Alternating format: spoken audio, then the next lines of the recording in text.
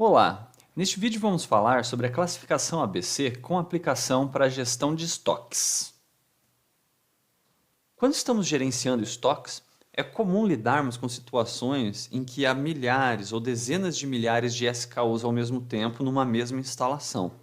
Ou seja, a gente vai ter uma diversidade imensa de produtos, vários itens estão no nosso armazém e a gente precisa gerenciá-los de alguma forma. É impossível a gente gerenciar essa diversidade de itens utilizando políticas individuais para cada um deles. A gente precisa, portanto, classificá-los de alguma maneira, encontrar itens que têm alguma semelhança entre si, para aplicar políticas de gestão semelhantes para essas mesmas classes de produtos. É isso que a classificação ABC busca fazer. E quais critérios a classificação ABC utiliza? Ela utiliza algum critério quantitativo para separar itens que são mais relevantes daqueles itens que são menos relevantes. De uma forma geral, o que a classificação ABC faz é identificar quais são os itens classe A, que geralmente são poucos itens, mas que são muito importantes, daqueles itens B, que têm alguma relevância intermediária, e os itens C, que são muitos itens com pouca importância.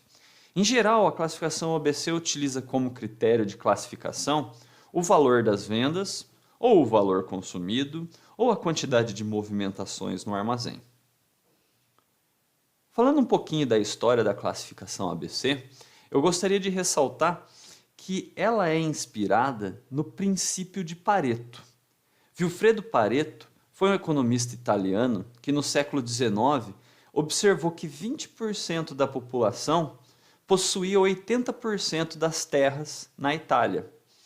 E essa relação, em que poucos são responsáveis por muito, começou a ser vista em outras áreas do conhecimento. E hoje, esse princípio de Pareto é amplamente utilizado em várias áreas da administração, principalmente na gestão de estoques, que é o caso deste vídeo, e também na gestão da qualidade. Existe uma ferramenta muito importante, que é o diagrama de Pareto, que também é relacionada a esse princípio de Pareto. Para a gente contextualizar isso só um pouquinho mais na gestão de estoques, eu coloquei um pequeno exemplo aqui. Então imaginem um depósito, um armazém de um supermercado. Nesse armazém, provavelmente a gente vai ter vários itens que são pouco utilizados, que são pouco vendidos, e uma quantidade bem reduzida de itens que é muito utilizada, que é muito vendida, que é muito acessada.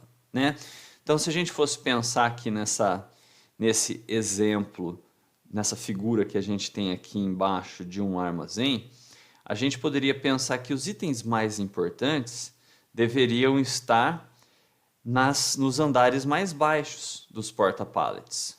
Por quê? Porque assim eles ficam mais acessíveis. Ora, se eles são muito vendidos, muito acessados, se eles precisam toda hora estar sendo retirados do porta-pallet, por que eu vou colocar eles aqui em cima? Dificultar o trabalho das pessoas. Pode ser muito mais útil eu colocar eles aqui, onde eu posso alcançar os itens sem a necessidade de um equipamento, de uma selecionadora de pedidos ou de uma empilhadeira para retirar esses pallets. Olhando aqui a classificação ABC, vamos entender um pouquinho melhor como funcionam essas classes A, B e C. Geralmente os itens classe A correspondem a 20% dos nossos itens em estoque, dos nossos SKUs. Só que em termos de valor, eles correspondem a 80%. Por exemplo, 80% das minhas vendas ou dos itens que são utilizados na minha fábrica, 80% do valor utilizado na minha fábrica corresponde a 20% dos SKUs. Esses SKUs têm que estar em posições mais fáceis de serem retiradas, tem que ter um controle de estoques mais ativo, mais constante para evitar ruptura, porque um item muito utilizado não pode faltar. Já os itens classe B, eles são itens de importância intermediária.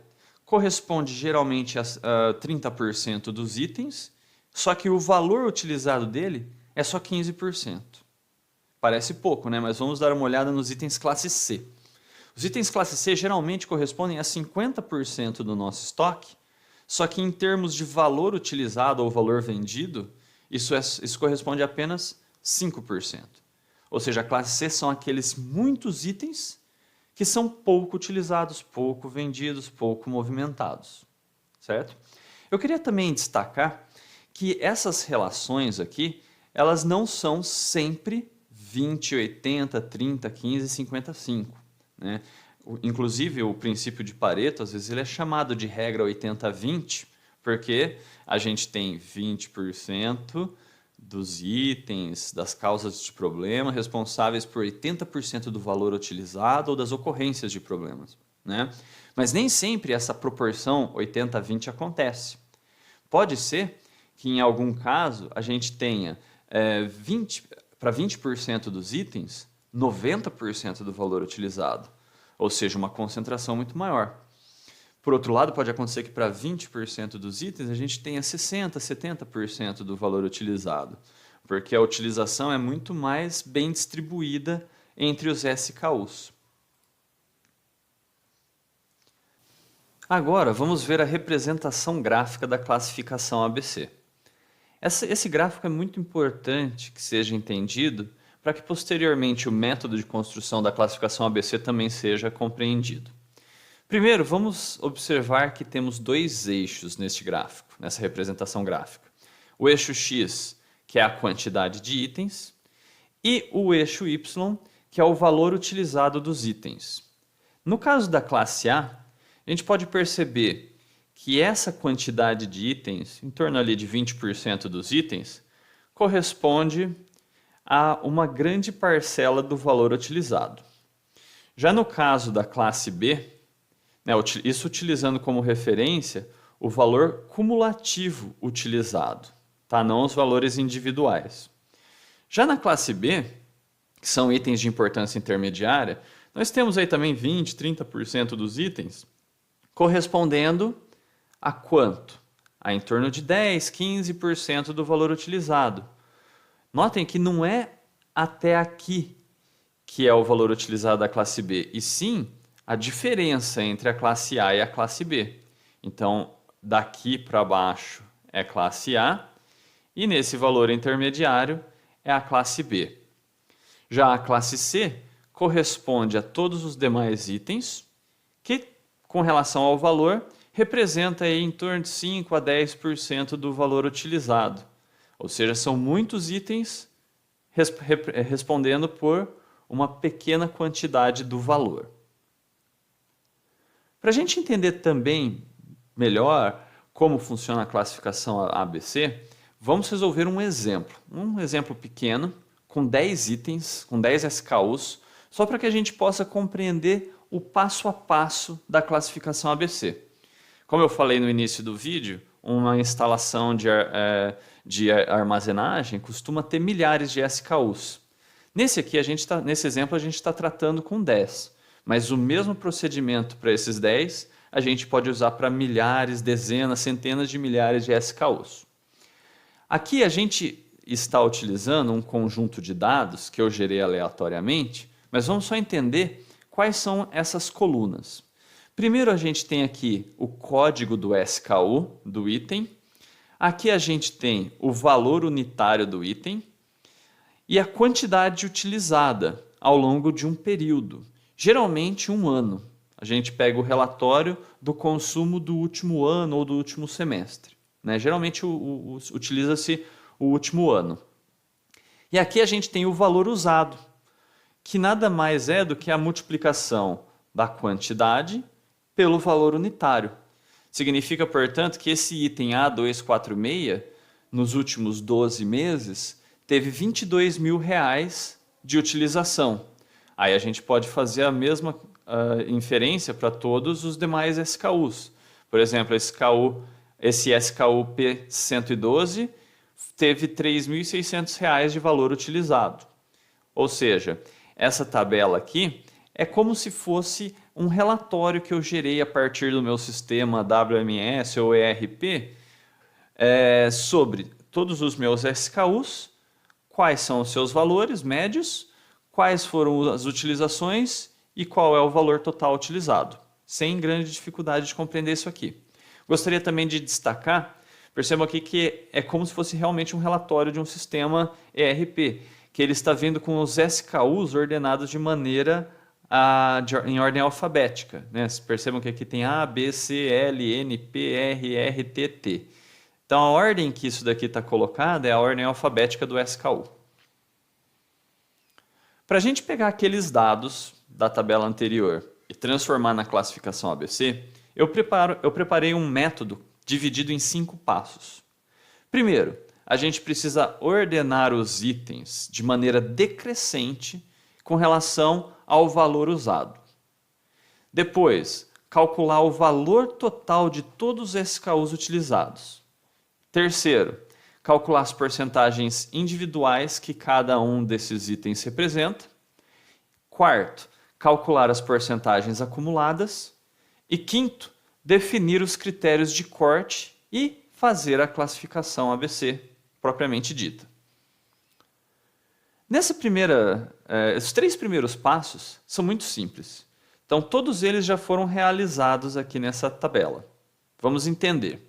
Primeiro, eu adicionei aqui 3 colunas, uma para porcentagem individual, porcentagem acumulada e a última para classificação. Percebam que aqui os nossos dados estão agora ordenados com relação ao valor usado.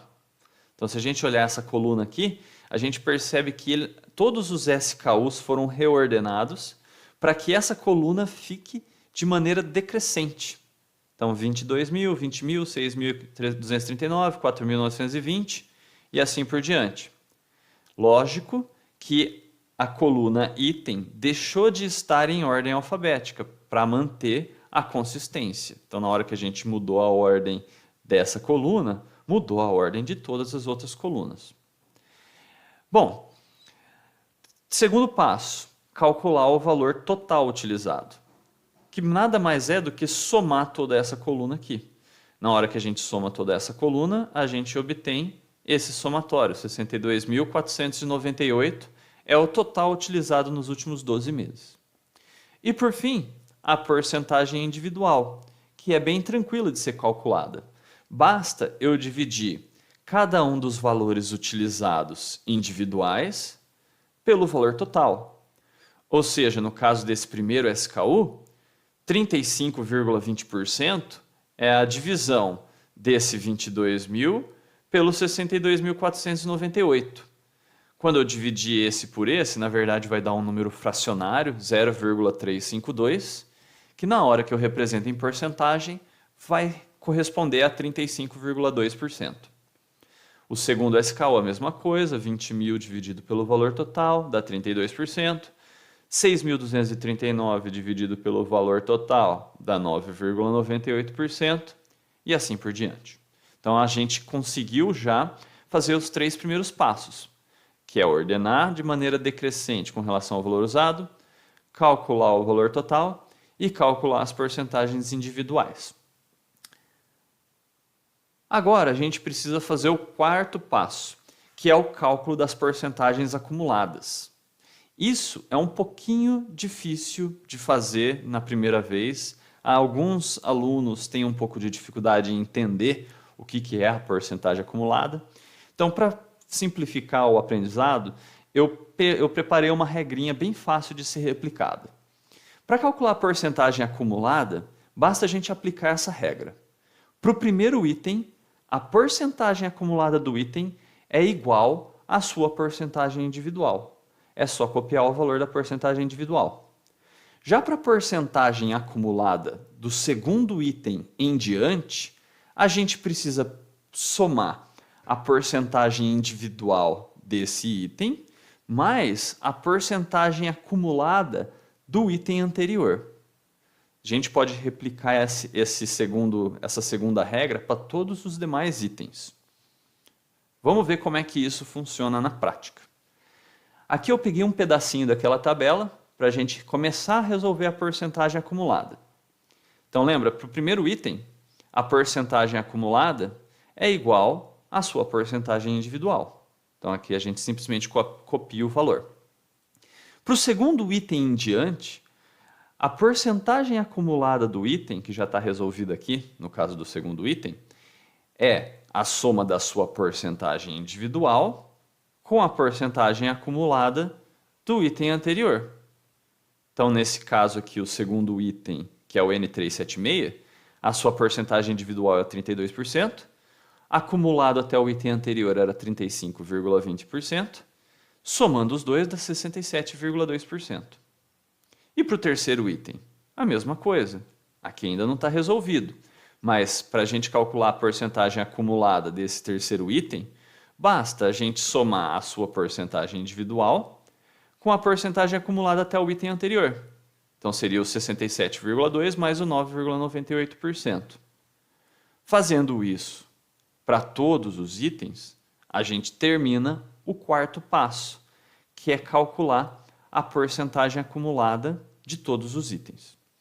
Algumas notas importantes que eu queria dar para vocês. Primeiro, se vocês fizerem tudo certo com relação à porcentagem acumulada, sempre a última vai dar 100%. Sempre, tá? Além disso, eu também queria explicar um pouquinho sobre a interpretação dessa coluna, porcentagem acumulada, tá? A porcentagem acumulada geralmente é utilizada para responder questões do tipo até. Vamos entender por quê. Vamos supor que eu estou analisando esse terceiro item, esse terceiro SKU. Se eu perguntar, né, quantos por cento esse item C024 representa no meu consumo? Só esse item é 9,98%. Ele é o terceiro mais importante. Então, quer dizer que o terceiro mais importante representa sozinho, individualmente, 9,98%. Mas e se eu quiser saber até o terceiro item? Até o terceiro item quer dizer que eu estou querendo saber qual é o valor utilizado do primeiro, do segundo e do terceiro. Então quer dizer que os três primeiros itens mais importantes correspondem a 77%. Os 5 itens mais importantes, ou seja, até aqui esse SKU P112, corresponde a 90,82%. Nesse caso aqui é até interessante a gente notar, né, que o P112 ele é o quinto de 10, então a gente teria alguma relação assim, que 50% dos itens correspondem a 90,82% do meu consumo. Né? Então, a porcentagem acumulada ela é utilizada para isso, para responder questões do tipo até, que vão acumulando todos os valores dos itens anteriores. Bom, agora falta o último passo, que é a classificação em si. Para esse passo, eu vou apresentar aqui para vocês uma regra que eu costumo utilizar, mas não é a única regra utilizada. Várias empresas utilizam outras regras que vão ser um pouquinho diferentes dessa daqui, mas não vai ser tão diferente assim.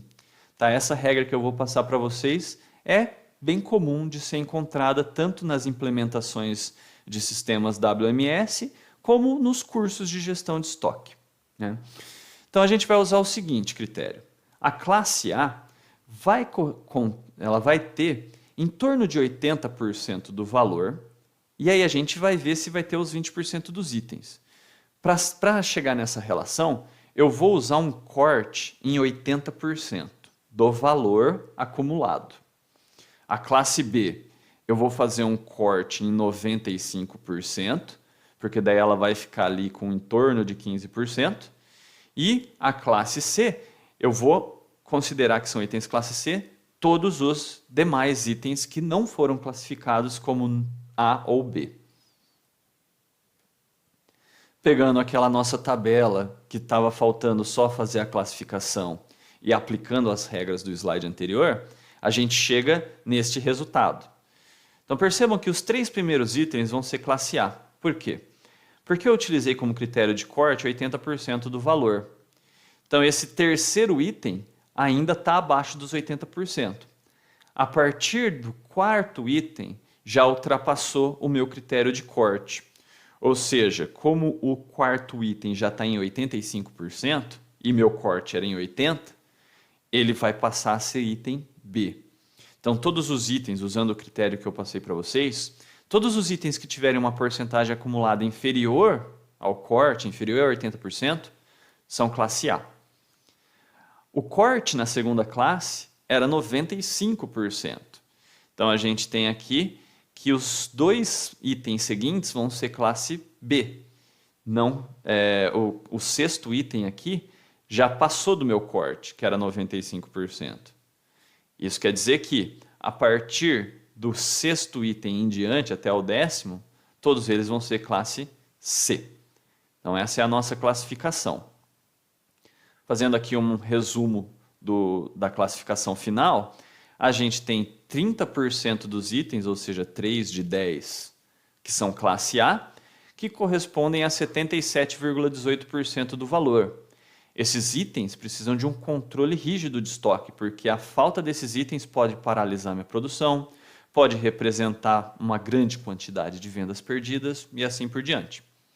Itens classe B representam 20% dos nossos itens neste exemplo e 13,63% do valor. Então, são itens que o controle de estoque precisa de uma revisão regular, não tão rígida quanto os itens classe A. Já os itens classe C, nesse nosso exemplo, deu 50% dos itens, 5 de 10. Apesar de ser metade dos itens, eles correspondem só a 9,18% do valor. Ou seja, eu não preciso fazer uma revisão tão frequente desses itens, tanto com relação ao inventário, com relação ao acompanhamento, né, ao sistema contínuo ou sistema periódico de revisão de estoques. Então, a gente poderia utilizar uma revisão de baixa frequência, tá?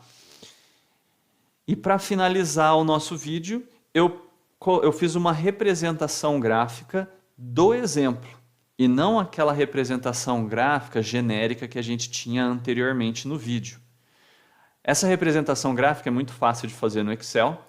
A gente tem aqui nas barras as porcentagens individuais de cada item. Então percebam que como elas estão ordenadas com relação ao valor usado de maneira decrescente, as barras sempre vão diminuir.